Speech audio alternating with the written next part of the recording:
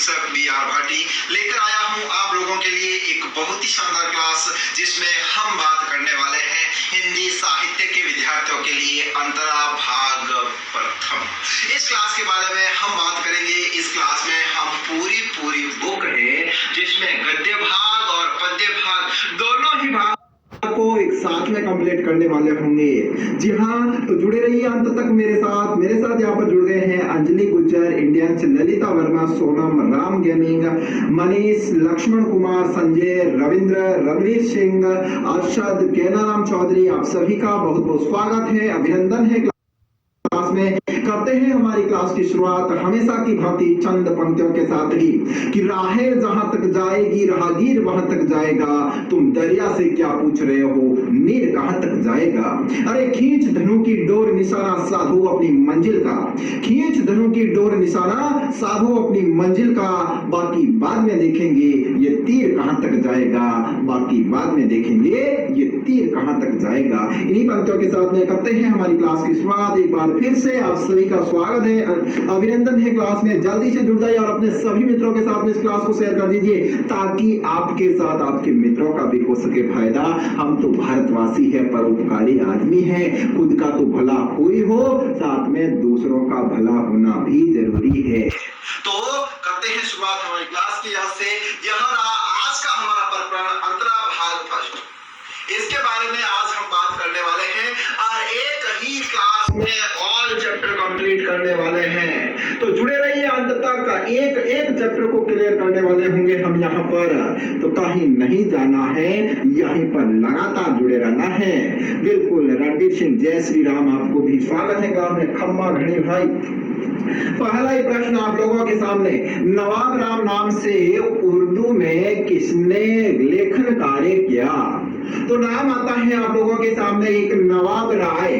तो नवाब राय नाम से उर्दू भाषा में किसने लेखन कार्य किया था वो आपको बताना है। पहला ही चैप्टर है, उससे यह प्रश्न लिया गया है। तो देखता हूं सबसे पहले यहाँ पर सही उत्तर कौन दे रहा है। विकल्प है आप लोगों के सामने अमरकांत वर्मा, रांघेरा गांव, मुंशी प्रेमचंद और भारतेंदु हरिचंद्र। तो बताइए जल्दी से क्या होगा इसमें। आशा चारण, गावका, जानवी, इमरती, विनोद, कंचन, आप सभी का बिल्कुल सही उत्तर आ रहा है यहाँ पर। Lakshman, Bhawani Singh Solanki, very good. विकल्प सी आपका सही उत्तर है यहाँ पर। मुंशी प्रेमचंद यहाँ पर सही उत्तर हो जाएगा। सी विकल्प सभी विद्यार्थियों का सही उत्तर आ रहा है, क्योंकि मुंशी प्रेमचंद है यह उर्दू भाषा में नवाब राय नाम से लिखा करते थे। ध्यान रखना है इस बात का आपको। फिर बात करते हैं आगे अगले ही प्रश्न के लिए।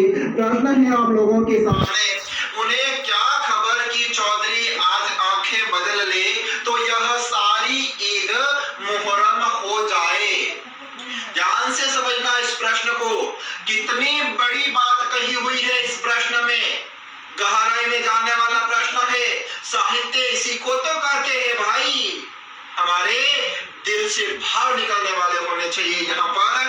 तो क्या कहा है यहाँ पर कि उन्हें क्या खबर कि चौधरी आज आंखें बदल ले, यानी जो चौधरी साहब थे हमेशा वो रुपए पैसे उधार दिया करते थे, लोगों के काम धंधे कार्य निकलवाते थे। यदि आज वो अपनी आंखें बदल दे, मतलब कि मना कर दे, नट जाए, क्या मार पाड़े तो कोई नहीं पाया, यदि वो मना कर दे तो ये सारी की सारी ईद है, हम ईदगाह के बारे में बात करते हैं, वो ईद मुहर्रम हो जाए, ईद मुहर्रम हो जाए। मुहर्रम शोक का प्रतीक और ईद खुशी का प्रतीक। तो ये ईद कब मुहर्रम हो जाए, इस कथन का आज से स्पष्ट करना है हमें, यहाँ पर बात करनी है। तो बात करते हैं यहाँ पर। जी हाँ बिल्कुल, तो गांव के सभी लोग चौधरी से पैसे उधार लेते हैं। चौधरी से उधार लेकर ही उनके घर में त्योहार मनाया जाता है। चौधरी से जब पैसे उधार लेते हैं तभी उनके घर में त्योहार मनाया जाता है। यदि चौधरी किसी बात पर नाराज हो जाए तो उन्हें वह पैसे उधार देने से मना कर सकता है। मान लो कभी चौधरी साहब उनसे नाराज हो जाए तो वो पैसे उधार देने से मना कर सकता है, क्योंकि भाई उसके बोझ के पैसे उनके मन में जचेगी तो पैसे देगा और मन में नहीं जची तो नहीं देगा। हाँ, तो उसकी नाराजगी उनके त्योहार को नष्ट कर सकती है।